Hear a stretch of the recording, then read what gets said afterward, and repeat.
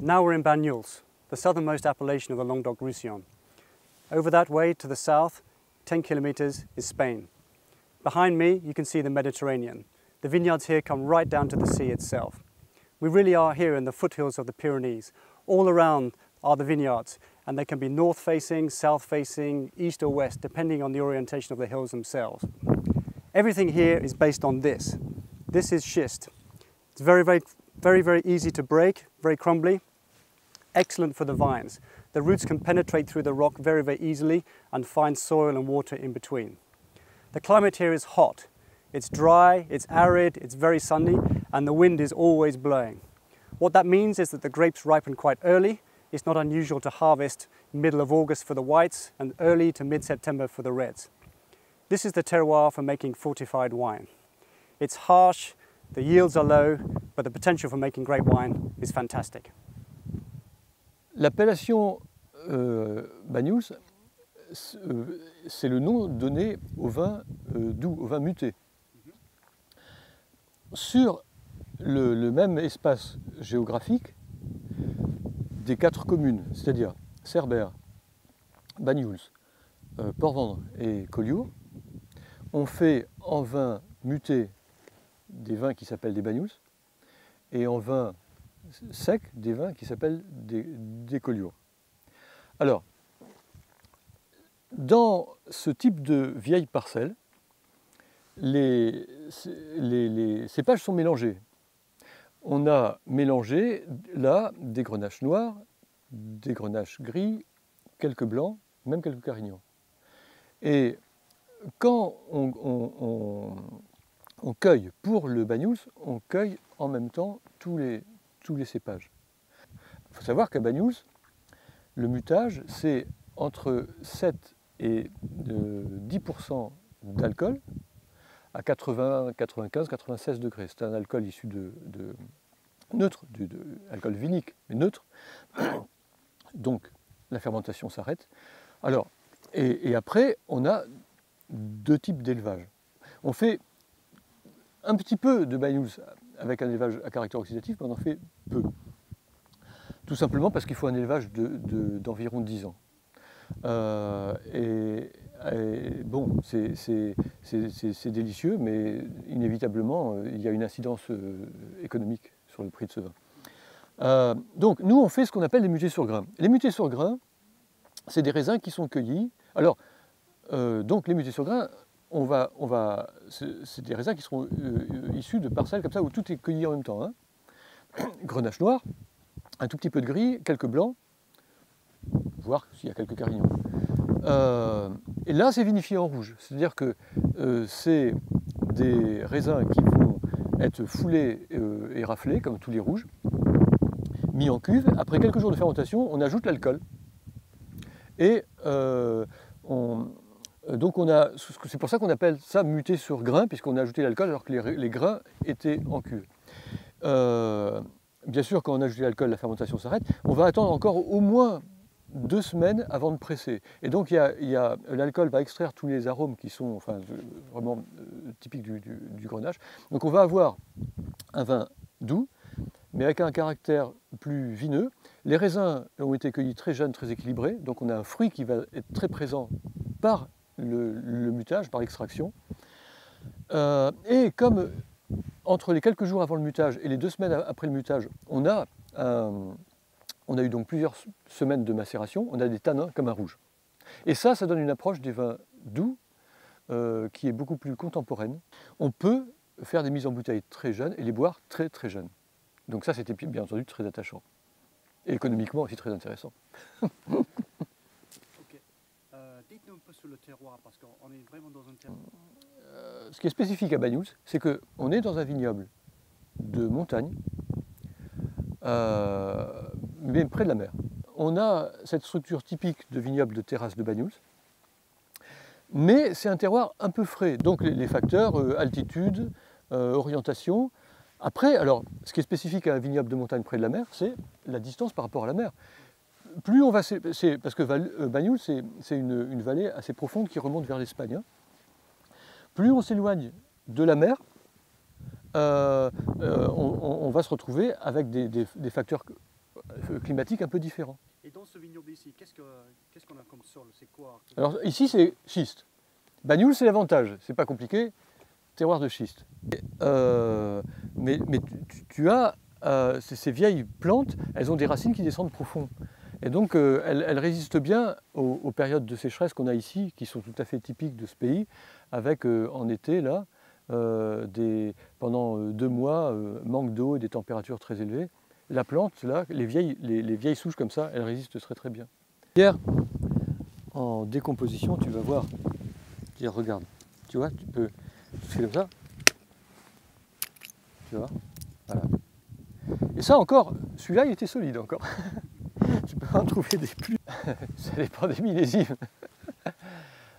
Là, 2009-2010, on doit être sur des 20 hecto-hectares à peu près. Alors, le vent ici, il a un rôle sanitaire vraiment déterminant. Parce que tramontane, c'est nord-ouest, donc ça vient derrière. C'est un vent frais et sec. Et